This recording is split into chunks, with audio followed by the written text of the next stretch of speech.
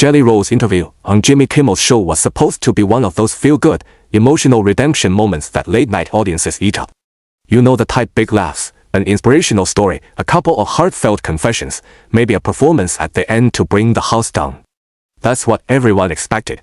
But what unfolded instead became one of the most explosive, uncomfortable, and talked about moments in late-night TV history. And honestly, no one saw it coming. Everything starts smooth. Jimmy walks out, the audience cheering, the band playing, everyone in a good mood. He tees up Jelly Roll's entrance like he's introducing a hero returning from battle. The man whose music is breaking records, whose story is inspiring millions, Jimmy says with that big host smile. Jelly Roll walks out, waving, hugging Jimmy, giving dabs to the band. The crowd is hyped, like genuinely hyped, because Jelly Roll's rise hasn't been some overnight success. It's been a fight. A real fight. And the audience loves that about him. When they sit down, the energy is relaxed. Jimmy asks about the tour, the new single, the wild fan moments, and Jelly Roll is his usual honest, warm, funny self. He tells stories, he cracks jokes, he owns the room. You can feel that connection he has with people, the kind that can't be faked.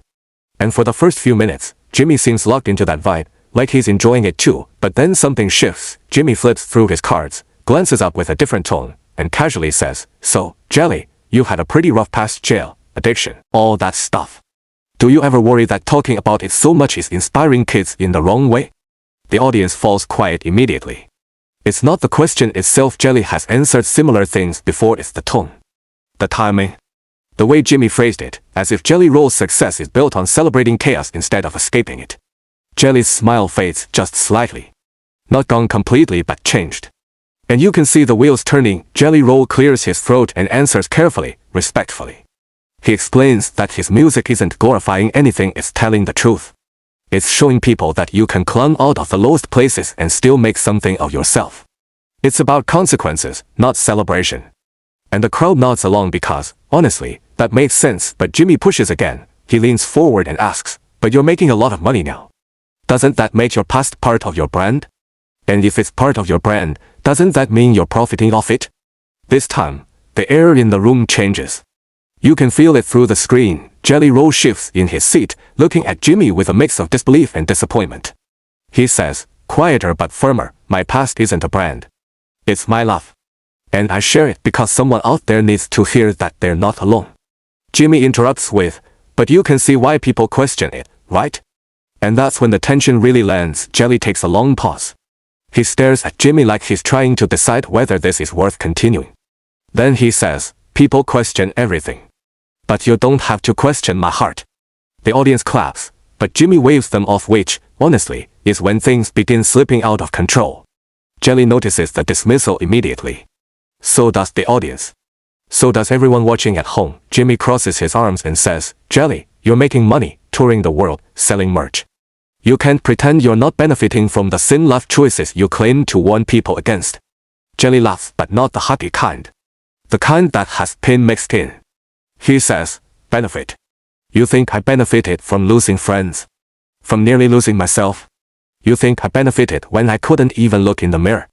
Those years cost me everything. Music didn't save me because it made me money. It saved me because it kept me alive." The room goes silent again. Jimmy shifts, trying to redirect, but the energy is already off the rails. He tries to pivot to something lighter, but Jelly Roll is done with the dance. He sits up straighter and says, "If we're going to talk about this, let's talk about it honestly." Jimmy's face tightens. He doesn't like losing control of the conversation. "I am being honest," he says. "I'm asking the questions people want answered." Jelly shakes his head slowly. "No, Jimmy. You're asking questions to get a moment. You're trying to get a reaction, a clip, a headline. This isn't honesty. This is entertainment dressed up as concern." Jimmy's voice sharpens. "I'm a comedian. I ask tough questions. If you can't handle that," and Jelly cuts him off without even raising his voice, "I can handle tough questions. I can't handle disrespect." That line hits the audience hard. Jimmy tries to defend himself. "There's no disrespect here." But Jelly leans forward and says, "Then why do I feel it?" There's a beat. And then another. Jimmy responds with, "Look, man, when you put your life out there, people will question it. If you don't want that, then stop talking about it." Jelly Roll closes his eyes for a moment, like he's trying to process whether he's actually hearing what he thinks he is. Then he stands up, not aggressively, not dramatically, just decisively. He takes off his microphone, sets it on the desk carefully, and says, I talk about my past because it helps people. I've seen it help people. I've held fans who told me my story kept them alive. And you're sitting here acting like I'm selling trauma for profit. That tells me everything I need to know. Jimmy stands up too, which never happens unless things are really off script. He puts his hands out, like he's trying to regain control of the situation. Jelly, come on. Sit down. Don't be like this. Jelly Roll shakes his head. Be like what, Jimmy? Honest. Human.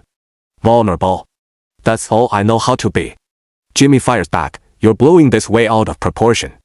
Jelly looks at him with this calm, sad expression and says, and you're pretending this conversation was something it wasn't.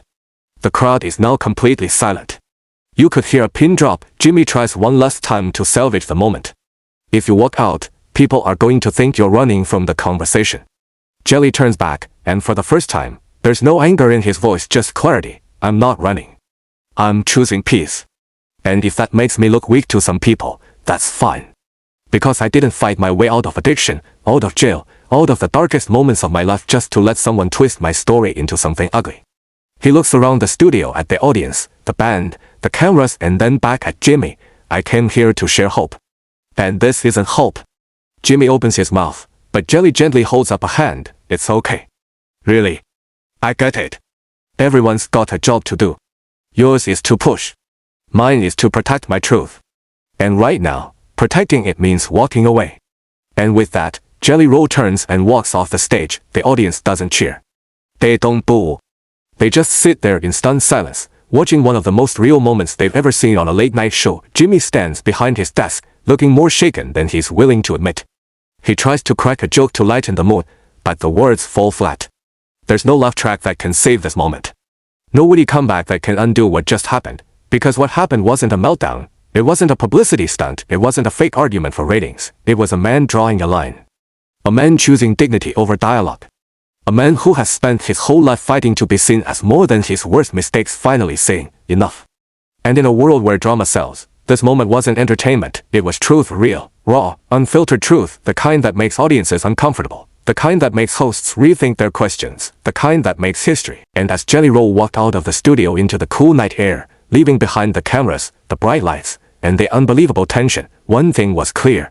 He didn't storm off because he was weak, he walked away because he was strong, and because sometimes, most powerful thing a person can do is simply refuse to let their story be twisted into something it's not.